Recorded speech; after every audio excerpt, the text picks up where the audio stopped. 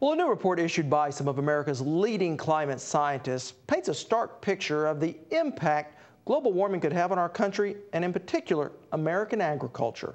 The report warns of a sharp spike in temperatures that could lead to water shortages and pest outbreaks. Now, despite such sobering forecasts, many U.S. agricultural groups are leading the fight against the climate change legislation winding its way through Congress. That's because some believe the solutions being proposed in our nation's capital are actually worse than the problem itself. Fall is planting season in western Oklahoma, preparing the ground for another year's wheat crop. This pasture out here, we sowed the wheat and then grazed and then probably cut for grain. That's if everything works, and that's rare. Jeremy York is accustomed to contending with everything from weather to insects. But this year, like farmers across the state, he's facing a new challenge: the high cost of energy-based products, namely fuel and fertilizer. Jeff Craybill serves on the Oklahoma Wheat Commission.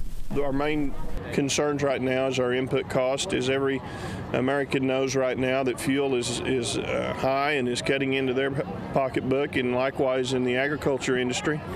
And of course, fertilizer is one of our major inputs, and the price of fertilizer has tripled over the last 2 or 3 years.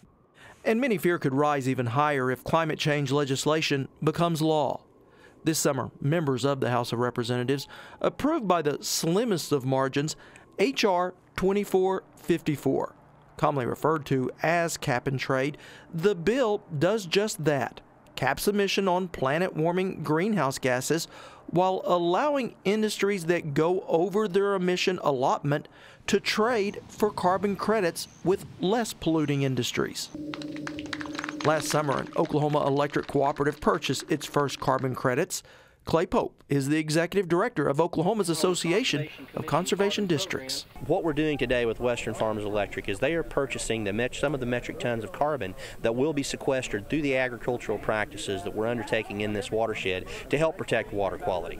And while the program is still in its pilot stage, the CEO of Western Farmers Electric Cooperative, Gary Roulette, says it helps not only the environment, but Oklahoma farmers as well. This is a program that is good for us because it puts the dollars we spend on removing carbon back in our ratepayers' pockets, which is the landowners.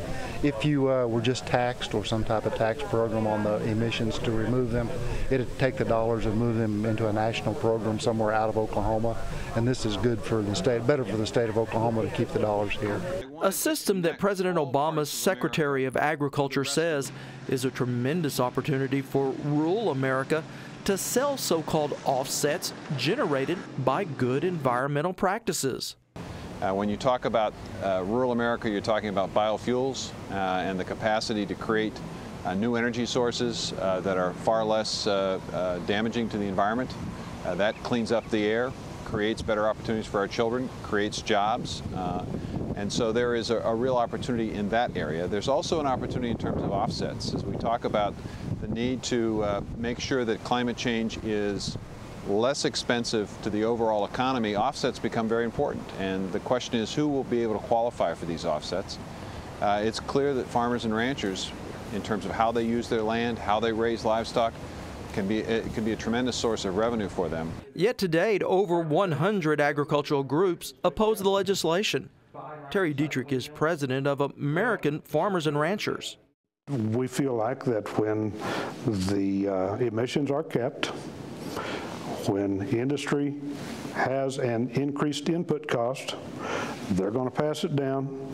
And we have lots of figures that show that our input costs will increase far more than what we're able to get out of it from the credits. What would be fair legislation then?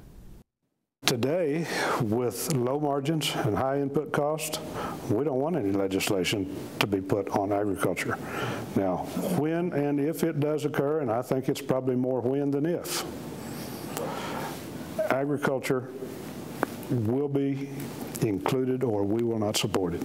That's because energy prices are expected to rise under the new legislation, with energy-dependent industries like agriculture feeling the brunt of the increased costs. Well, there's no question there are going to be additional costs, but those additional costs are going to be outweighed by the offsets that farmers and ranchers will be able to qualify for.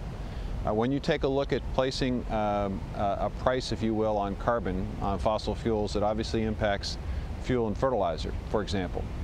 But when you say to a farmer, if you utilize no-till or if you utilize this fertilizer regime, you can qualify for offsets and we will pay you to do the right thing, that will offset the costs, and I think it's a net gain for farm families.